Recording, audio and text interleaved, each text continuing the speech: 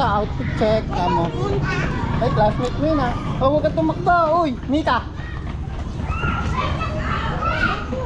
Mika, antay mo ako. Tumakbo na si Mika doon. Sino pa ihahatid ko? Tumakbo na doon. Magbabayad pa ako ng kuryente. Nakakalimutan kong magbayad sa Neco. Ang init. Sa Gcash lang kasi kami nagbabayad ng kuryente. Tapos nakalimutan ko, due date pala kahapon. Hindi na pwedeng magbayad kasi lagpas na sa due date. Kailangan pupunta na sa opisina. Wala na si Mika. Doon nakapasok na. Ay Mika, babay na. Babay, yabi sa. Bakit tumakbo ka? Sige, mamaya na lang kita susunduin ha. O sige, babay na. Sino nauna sa inyo? Siya. Pagod ka ba? Sige, babay na. Bye bye. Uwi na tayo guys. Magbabayad ang kuryente. Lapit na tayo guys. Ito na tayo sa Neco.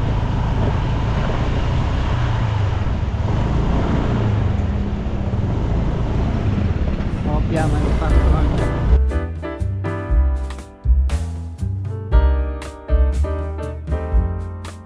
Okay na.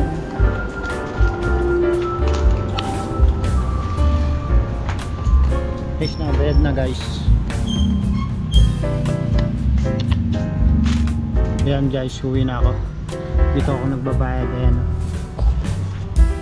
Kabala kasi dapat talaga sa Gcash na lang kami nagbabayad. Na busy kasi. Nakakalimutan nagbayad. Tara guys, uwi na tayo.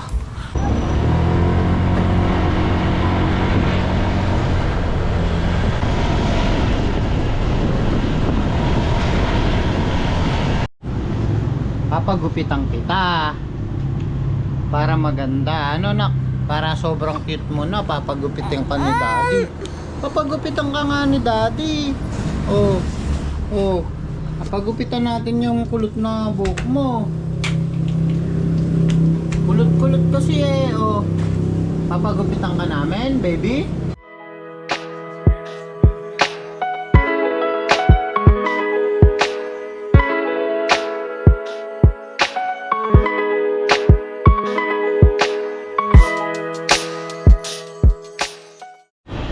Hi ka, mag-hi ka.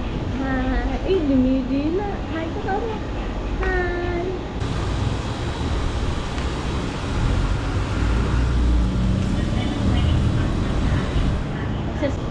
Uyo. Pogi. Pogi na si Kuya. Eto guys, may buko kami dito ni Ana. Eto oh. Buko, sarap. Eto na si baby niya na po. Oh, nagpagupit pero natakpan yung mukha. Oh, pupunin natin anak yung harapan.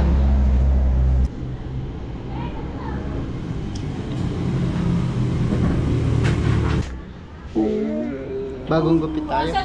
Dito tayo, saan ba yung upuan? Kami si ate.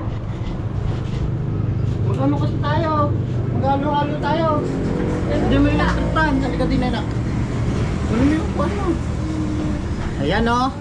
Tingnan nyo guys, bagong gupit si daddy. Tsaka si Ana. Oh. Pakita mo nga daw yung batok ni Ana. Oh. Bagong gupit yan oh. Guys oh. Bagong gupit yan oh. Diba? Ganda. Ganda natin anak. Bagong gupit tayo. Ano ba yan? Kay ate yan idea eh. Oh. Idea ni ate oh. Gusto mo na rin bang mag-aral? Oh, ano yung tinitingnan-tingnan mo dyan na? Alright guys, susunduin na natin si Mika. Magugulat yon, bagong gupit kasi ako. Tingnan mo ako. Tingnan mo ako. Wala ka bang napapansin? Ha?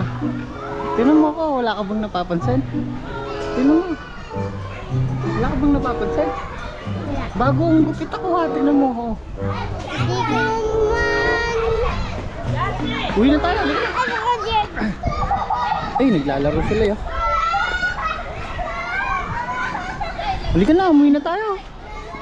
Ha? Umuwi na tayo. Ay, mahulog ka dyan. Eh, hindi na nga kita kabate. Ah. Kuya Soji ng motor. Asa akin na, Eric? Akin na. Akin na. Marunong ka ba magmotor? Hindi. Eh, ba't kinuha mo? Hindi napansin. Ang bagong gupit. Ay, kumaingay. Magigising kasi si baby. Si baby Ana nagpagupit din. Uy, Oo, yung litaw batok, kagaya ng gupit mo dati. baby pa ako? Nung baby ka pa, kagaya ng gupit mo. Nakita mo ba yun? Lalaki. Yung kagaya ng gupit mo dati. Magkamukha na kayo. Oo, magkamukha na kayo ni Ana ng gupit. Eh, bakit kamukha na kami? Ha? Bakit kamukha kayo? Baka ba COVID? Mainit kasi, kaya nagpagupit kami. Ah, mali. Mainit sa ulo? Mainit sa ulo. Ano ba yung kinakain mo na yan? Merienda. Sino mo, may maskara ako.